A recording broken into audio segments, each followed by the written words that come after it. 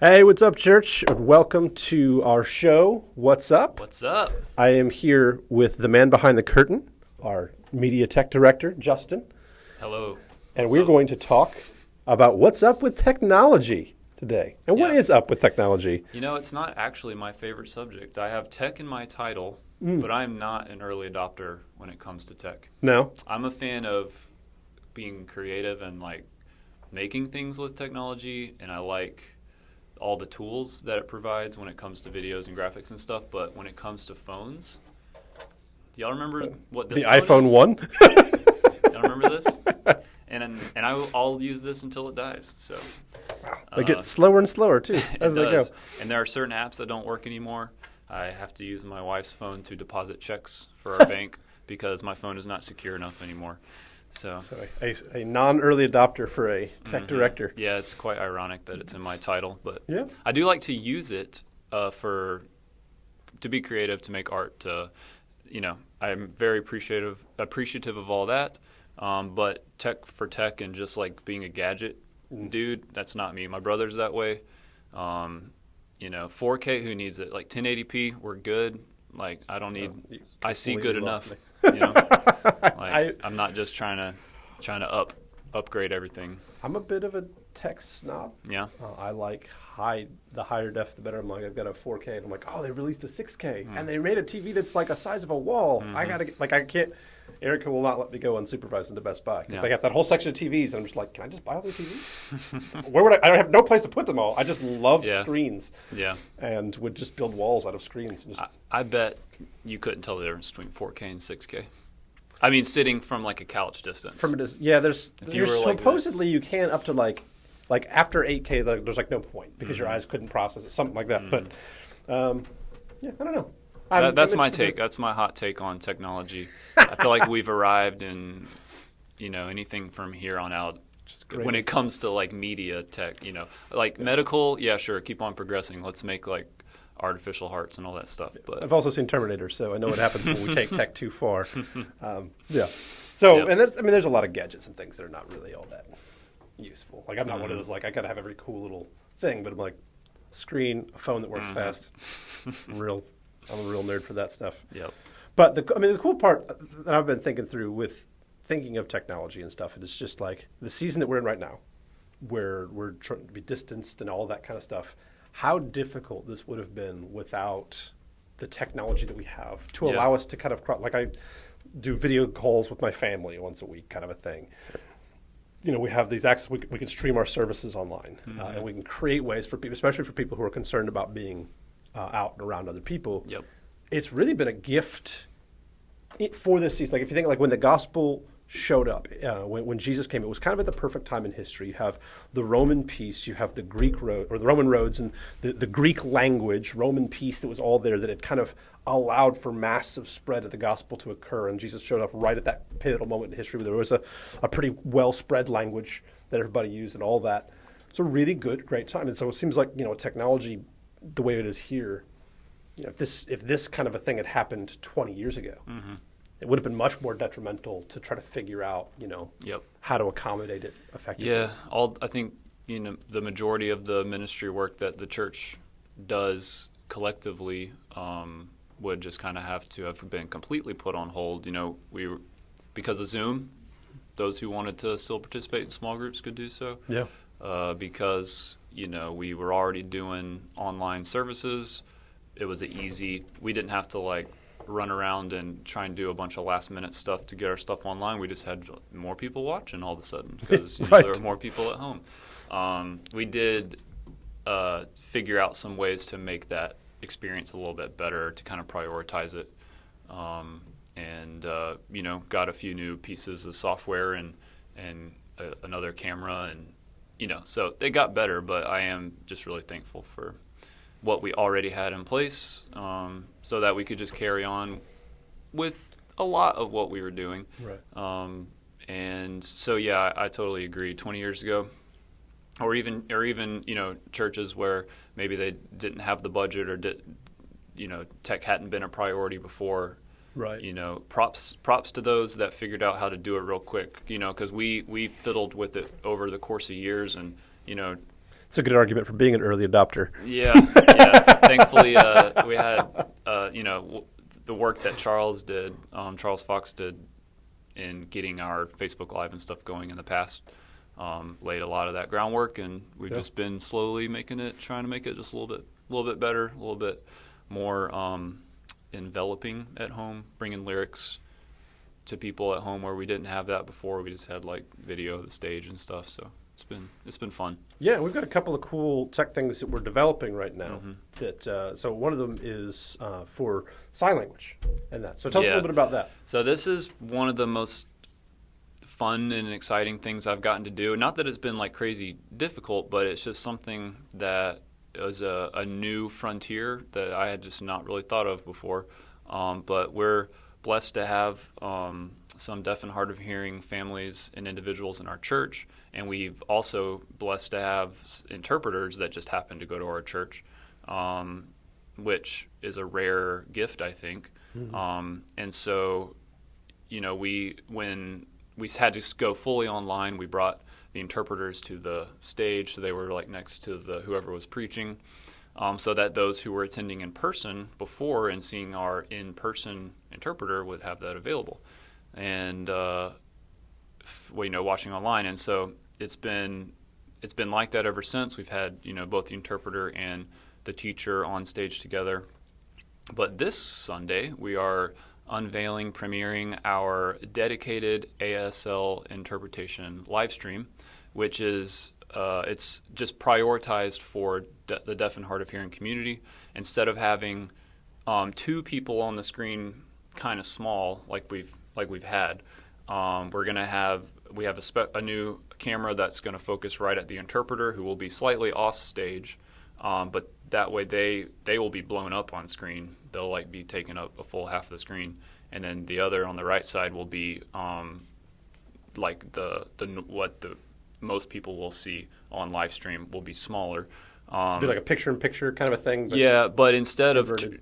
Traditionally it's the picture-in-picture is there's a little interpreter in the bottom corner of the big, of the main screen, and so this having a dedicated URL livestream.com/cfcc-/ASL, because that will just be only for deaf and hard of hearing, then we can prioritize that. So instead of picture-in-picture with a little interpreter, it's massive interpreter. Right.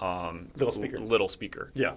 Which, we were able to get some feedback from the deaf and hard of hearing community in our church beforehand. So, we'll obviously make adjustments to that over time. This will be our first Sunday, but I'm really excited, and just for the service that we're going to be able to offer. It's a really cool ministry and a really cool opportunity to be able to minister to a community that not a lot of places have the ability and opportunity to really be able to minister to. Yep. So it's not like we are, better or we just care more.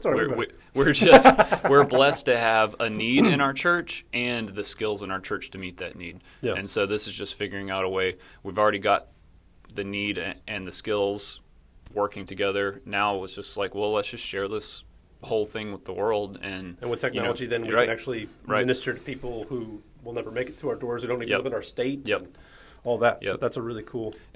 Basically, because of COVID and going online, we've kind of just by accident already have additional deaf and hard of hearing viewers who don't live here, just because friends in that community have shared it. So that's, kind of an unforeseen advantage, is that ministry has already grown just out of necessity of us having to put that on screen. And then we realized that's cool. Let's keep doing it. Yeah, it's a great opportunity for sure. So if you do have, I meant to say this at the beginning and forgot, but if you have tech questions and you're watching live and you want to type those questions in, our producer, Michael Dutcher, who you can't see because he's behind the camera rather than singing to the camera, will tell us those questions and we'll attempt to answer them. So if you want to try to stump Justin with some good tech questions, you can type those into the comments below. Now there's a couple other things I want to talk about with technology as we talk about that. We've got a cool series of stuff coming up that we've been working on for a while. And so it's a huge project. Yeah, definitely the largest video project that I've worked on since here, and really in my life, and also what I think could and I believe will be the most impactful. So I'm just very, very excited about it. It's not like I'm not like breaking any, production value records or anything, but I think as far as content goes, it's very rich, and it will be a really great tool, I think, for our church for a long time. So we don't very super secretive it's project super right secret, now. but it's very, very excited about it. Yeah, that's awesome. And then last thing that we just recently developed was we took, if you were familiar and you've been here for the in-person services, you remember we had 4 different connection cards, one for prayer, one for connecting, getting involved in groups and serving, one for first-time guests, or just guests, not first-time guests, and then one for, what was the, trying to remember what the 4th one was for. I wasn't, connection, prayer, I'm interested in, and then I'm in, like, I've made a decision for Christ. I've decided. Yeah, that's right. The surrender card. Yeah. Mm-hmm.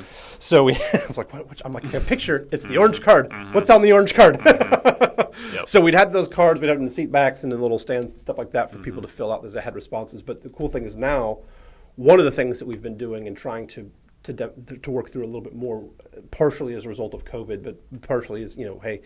The weird thing about technology is it's not going anywhere. So, incorporating and getting ourselves to a spot where we can streamline a lot of stuff and make it more accessible in places. And Rick and I talked a little bit about this, but we developed all those cards into a digital form, right? So that people can fill that out when you're at home. Because that was the thing that I was thinking of with it is you go, man, like if I didn't see the cards on the way in and want to get connected and all that, I usually think of that stuff when I'm not in the building. It's like when I'm home and I'm like, I really want to find out more about that. Well, you can go onto our website, right? And all the cards are digitally put there. You can put in the information that gets sent to us, and then we follow up with you. We get you connected. So that's just a great opportunity and means for us. So we got that digitalized, as we've also started like shifting our church software that we use for kind of keeping track of an the program that we had before. You needed like a NASA engineering degree, and it was a weird just mesh of softwares and systems that we were using. So. We kind of combined all of them together into one nice organized thing. Yep. So hopefully we can use technology to better minister to people. This last week, one of the cool things about it was we had a couple families that had some needs come up, or just had been through some stuff, and so wanted to be able to. We try to, when we can, for people who are part of our church family, get meals and stuff to them. We had access to all their, like I click a button, type in their name, and I'm like, oh, cool. Here's the information for them. Here's where you go, and it makes that coordination so much easier, which allows a lot less things to fall through the cracks. If it takes you 30 seconds to coordinate getting something over versus it takes you 30 minutes, that's a lot easier window to find. Yeah, absolutely. So, the website as a whole has just gotten better throughout the last 6 months because it's become, instead of just a place where you go when you're looking at maybe checking out a church, our website has become a place where, for pretty much the whole church had to go every Sunday morning to either watch the live stream or get the service guide announcements or have their kids watch the videos and do the lessons together as a family. So we really got to prioritize that. So really everything that you need is on the homepage, and at the bottom of the homepage are the Connect cards. You'll see in this Sunday in our countdown videos, Tyler's on screen announcing that and directing people to them. And then it's also on the contact page. Figure that's the other place people might want to go to initiate contact of some sort. So get plugged in, get more involved, find out more information. Yep. So multiple ways to find all those cards, but they're definitely handy in really creating the family that we want our church to be. So. And that's the thing that I'm excited for, is I think it'll allow us to streamline our services even in person when things return to normal. Is, there's always been this like, well, how do you communicate this and how do you communicate that? And it's been, if you don't say it on stage during service, it doesn't count. Well, with having all these other resources and all these other places, we're able to much more consistently get that information out in ways that don't require us to take time for it on Sunday morning, that allow us to be focused on worship and the message and that. So services can be, we can shorten them down a little bit. And I think that'll be a really cool opportunity we wouldn't have without technology and its advantages. Tech guy can't silence his phone. It's because it's so old. The little orange thing that's supposed to show up when you click the slider to silence is not. There's not even color on it anymore. So it's hard to know which one's silence and which one's not. Because that was the actual prototype made for the iPhone before the iPhones were in circulation. You have the original prototype. Yeah, it was just called phone. So. Steve Jobs' phone. All right, we get any questions, Dutch? Okay, cool. All right. Well, the last thing that really want to, I guess, we'll unpack real quick here, and then we will say goodbye to our What's Up show for the week. Not forever. For the week, yeah. Yep. We'll be back next week with it, but we'll say goodbye to the tech edition. Is the question is looking at, with all this digital content that we've put out there and services being accessible digitally online and stuff like that, do you perceive that taking away people's desire to be together in physical community? It's very possible that it could become an excuse to recluse a little bit. An excuse to recluse. That was not supposed to rhyme. That was fantastic.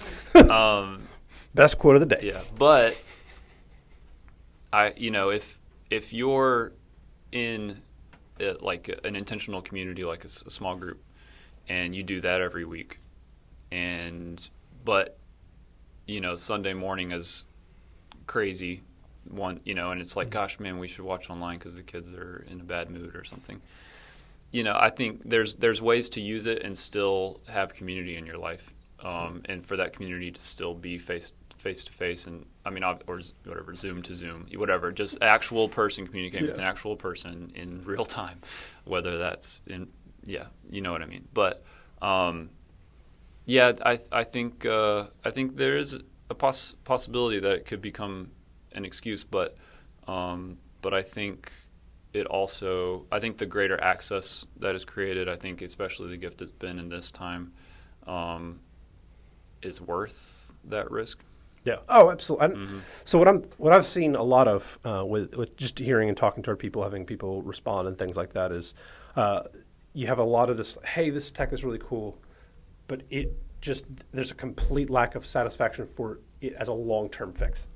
As people are going, we want to be back, and in a way that I don't know that people felt this much when we could be together normally.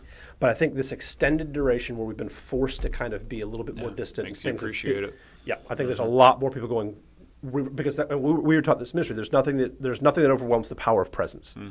You can't beat presence, and so I think that's being felt and being realized to a much deeper and richer degree than people had any awareness of before, unless you were focused on that training and focused on that understanding. You're like, oh yeah, it's fine. But the nice part of it is it provides a tool where you can, if you can't be here, because sometimes that happens, you're sick one week, or you got sick kids, or you're traveling and things like that. It still allows that connection when you can't be here. But I think at least one of the things that COVID has taught us is, I think there'll be a lot fewer people that choose not to be here and to just sit back and relax and watch online because they can. Yeah. I think they're kind of going like, I did that. I tried that. I scratched the itch. I thought it was going to work. It did not work. Yeah. But it is still cool to kind of have access to both, so you can be more connected when you can't be here, and then really connected when you can. And perhaps, you're mentioning how this lack of being able to be around people may make us appreciate that gift that community really is. I'm hopeful that just like you can watch online and not connect with anyone, you can also slip in the service late and leave early and not connect with anyone. And basically it can not really, just because you're there and the music's a little louder there than it would be at home. Otherwise it's not such a different situation. So hopefully the actual connecting with people, being in a small group, intentional engagement. I hope that this time makes us all understand that why God created us to be in community, and why we are relational beings, and why the love that we can share with one another is, that just points to the love that is inspired by God's love for us, and it just really doesn't work without that. Our faith really doesn't work alone. It wasn't really the intent. So. Also, if you don't know, this is what Justin sounds like when he's fired up. That was an intense emotional response right there. It might sound all the same, but it's Tyler that was intense. hasn't been around me long enough to know. It's like, It's like, whoo, Oh, he's bringing some heat he's now. on it. Well, awesome. Thanks Well, for translating. So yeah, I just, as someone who my vocal ranges fly all over the place from, wow, you made me deaf to I can't hear you in the same sentence sometimes. I've often told Justin that he should state the emotion that he's feeling before whatever he says so that the rest of us know how to, annoyed. Please walk away from me. Just so I know what to do with it. Because I'm just like, hold on, I have to figure out what emotion you're feeling right now to know what to do with it. No, I prefer to keep everyone in mystery. Listen, when Skynet takes over and we have human-looking machines, you'll blend in. They're going to catch me in the first few minutes, but you'll fly under that radar for a few. Cool. Yeah. Also, the movie The Invasion, I'd work well in that. So you're really just prepared for a lot of different potential end-time movie strategies. Yeah. Anything the apocalyptic genres. He's ready to go. All right, let's wrap this thing up. Yeah, well, thank you guys so much for joining us for What's Up. That is What's Up with Technology, some exciting developments and some new stuff coming soon. We're excited for it, and we will be back in person and online Sunday. We'll see you then.